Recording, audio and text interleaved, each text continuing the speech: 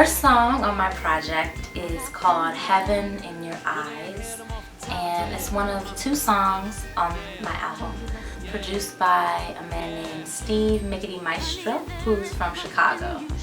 And I wrote this song about being vulnerable, about having like a crush on somebody and you want to tell them, but you're not really sure how, you're kind of scared. So, you know, what better way to let someone know that you care about them than with a song. I really connected with the music itself when I first heard it.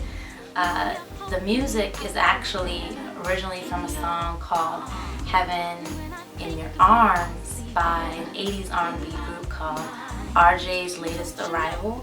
And when Steve from Chicago sent me the track, I had never heard that song before, which was good because then I didn't have any other melodies in my head when I was writing or anything like that.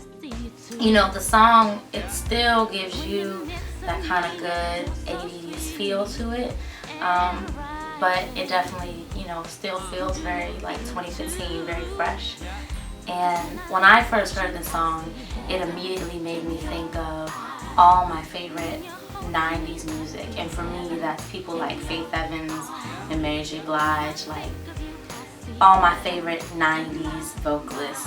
And you know, what I really connected with in their songs was the beat, which this tune has. It makes you kind of want to bop to it.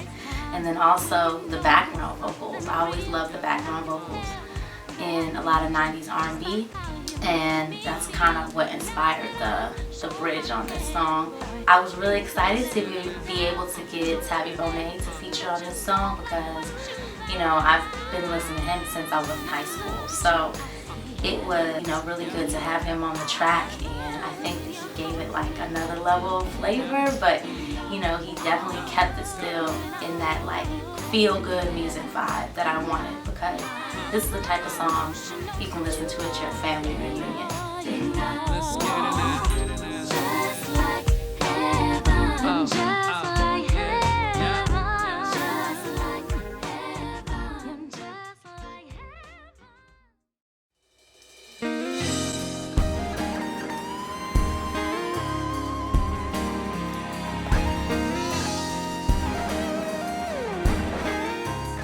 Used to being loved. So I recorded this song in 2011, and it was actually my first time recording in like an official studio, and it was kind of a surreal experience because my cousin is friends with the producer of the song, whose name is Benjamin Wright, and he's worked with everybody from Gladys Knight, Michael Jackson, up to Kanye West.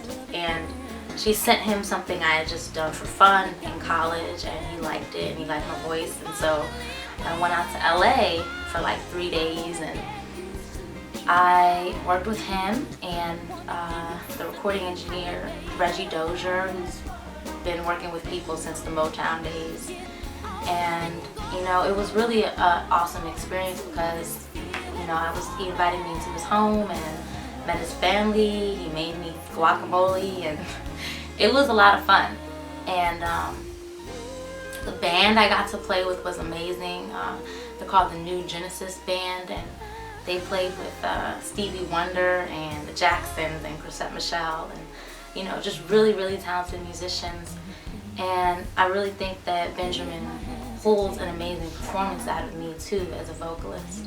The song and the lyrics were written by a songwriting team out of Nashville, and I really connected with the song when I first heard it because number one, it reminded me a lot of like some of my favorite 80s songs, specifically by like Anita Baker and also Isaac Brothers.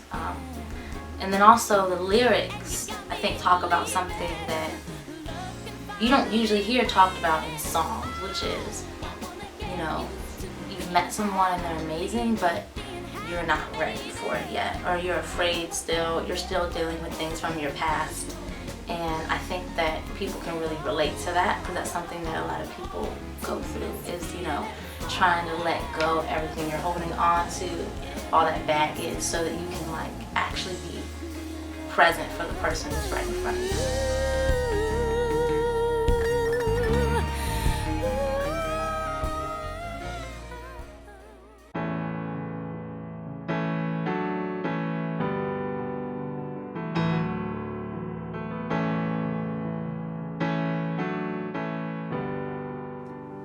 The third song on this project is called Real Love. And I wrote this song when I was in a long distance relationship. It was very long distance. We were an ocean apart, and I went to visit him in Ghana where he lives. And you know, we shared a very special, tender moment.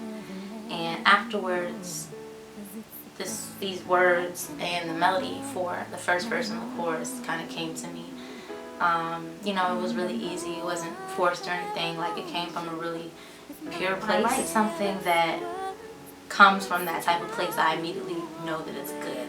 And so I really wanted to work on finishing this song. And so I took it home, what I had written, and I went to a friend and colleague named Bonney Thomas, who's a very talented songwriter and vocalist as well.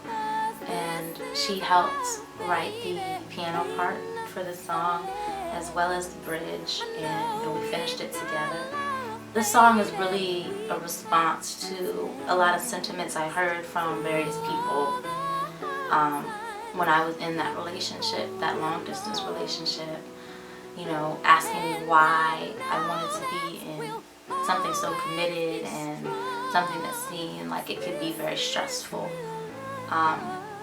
And, you know, my answer was kind of just like, I'm in love and I know that I want to be and need to be committed to this person at this time in my life. So that's what Real Love is about.